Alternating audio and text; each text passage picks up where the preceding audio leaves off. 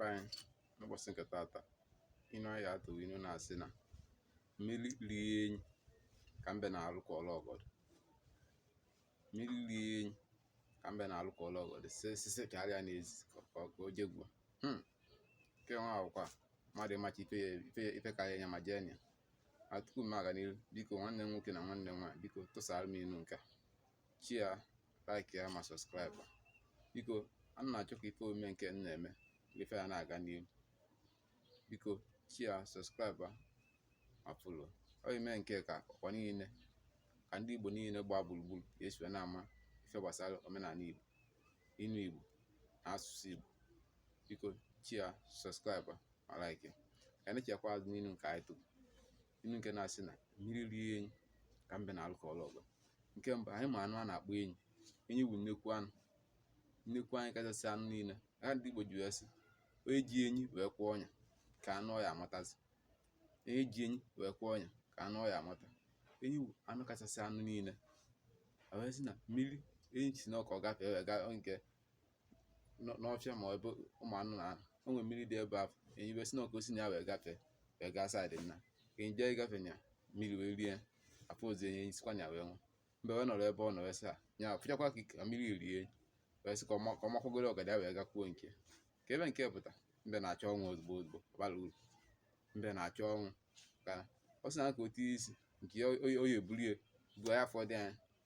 Mana o nwekwa ndị Igbo na-asị na ndị Igbo ọzọ na-asịkwa na ọfịa rie agụ ka mbe na-asị sịpụta ka ọnwa ka ọ baa.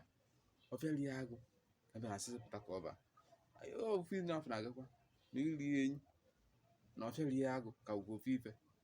Maka na ọfịa ọhụrụ na agụ ba achọ agụ achọ, mbe ba na ebe ọ ya eme.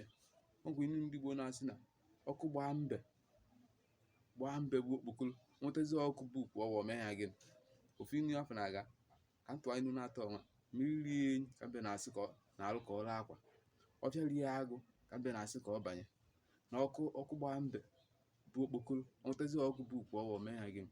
Inu na-atọ ụwa ofu ife. Achọ nka ogo na nwere ife mụta inu na-atọ ọnwa. Ana m atụli etu esi eyuze otu esi atụ ya. Biko ka ngwa otu esi etinye mmadụ. Anyị nwawu ndị Igbo ma ọ mmadụ kwesịrị ịma nọ nke karịa anyị. Rapụcha ife a na-agwa anyị always, rapụcha ife a na-agwa anyị ka anyị na-eme ife niile. O nke anyị mee ya ka anyị na-eteki risk. Ka m were risk ife a na-asị anyị ka anyị na-eteki risk. Biko ọ na-adịkwa mma iteki risk mana ịmara ife karịa si na ya wee pụta.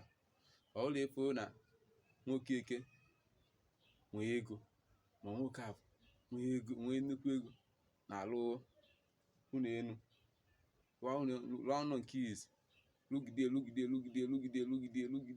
wee ma ife megide wee lụkpọ ya. Gị nwa awụ nwa mgbafọ na-eji ọtịtị si ọkụfụ ụlọ elu onye elu nwoke eke elu ya alụ ya. Ya were obere ego nwaanyị inwe jego ya. Nke ị ka na-awụ ka na-adụ blọkụ ma ọ ka na-edo fensị ego ya agụ.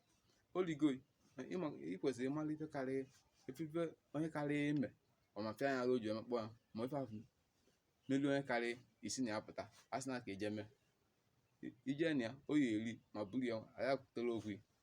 Ọ na-adịrị anyị mma ka emesịa.